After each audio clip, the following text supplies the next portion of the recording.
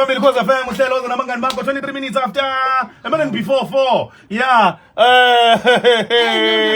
All right, sesifikile ntambama sithi imbali ntambama oza nabangani bakho chatha no Sel Beyonce kanjena nobabheke emdidweni omkhulu ohlelo nosibonakaliso kaSithole kube umkhaba kwezemidlalo kanye nomsela lapha emgqoqeni kanjalo ke lapha nasisinomzamo nezeyitimela sikuthanda. Oh yes, sithi mina ntambama njengoba seshilo MC Jatha nginguSel Beyonce kuze kube 6 p.m. usola ku 90.1 kuya ku 107.4 na ku SABC Plus man woza nabangani bakho. Namhlanje umsombuluko Sel Beyonce uzishumi neshagalolunye enyangeni kaNhlaba unyaka wenkulu ngane-225 kanti ke sithi Campus Connection namhlanje siphethe bani. Lalela ke sicela ukuthi usifonele wena noma usumele WhatsApp voice note manje sikhuluma nawe usuke usekhaya siyazi ukuthi abantu abaningi njengamanje isikhathi semgrade abantu abaningi bayathosa iziqu zabo baya graduate njalo njalo nathi la emsakazweni uKhozi FM ukhona onjalo ograduate osebenza lapha na ka marketing uyafunda ngapha uyasebenza ngapha behlezi bematasa behle benyuke behambe nojabula ujule beyosakaza kude kanje yabona nje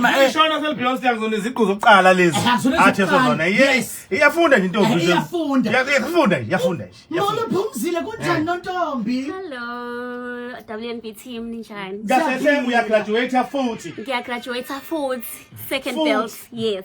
Oh my God. Yeah, Joe. Oh. Wow, Selby, wow. Hey. Sel Beyonce.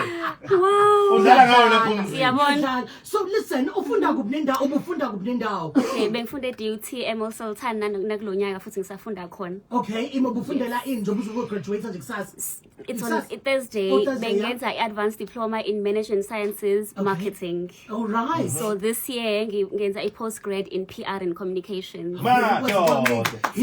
Unyaka ozayo? Ngonyaka ozayo ngenza i-masters. God willing.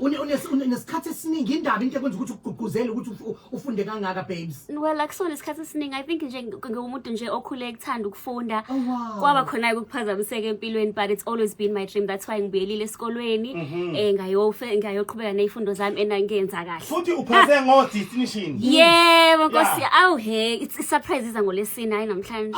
Okay. Yes. Nice.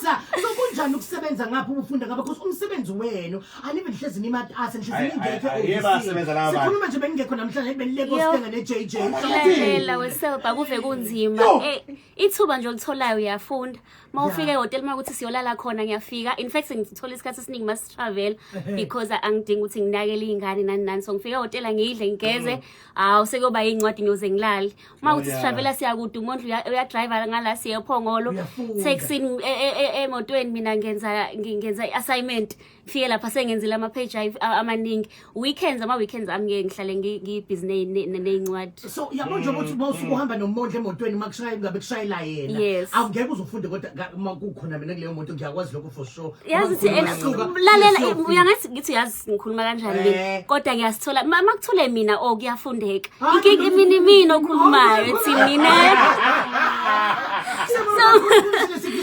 kanye nabo bonke abathesi iziqu ngenza kwethu nibahle kakhulu einkundleni zokuxhumana umbuzo uthi ngabe ni ready na for njengoba nje leli viki nje nihamba niyo-grade mina ngiyazi ukuthi mina I'm ready. Nami I'm ready. I'm ready. Yeah, you ready? Yeah. Nangu no Sam Smith hamba no Demi Lovato uthi I'm ready. Nice.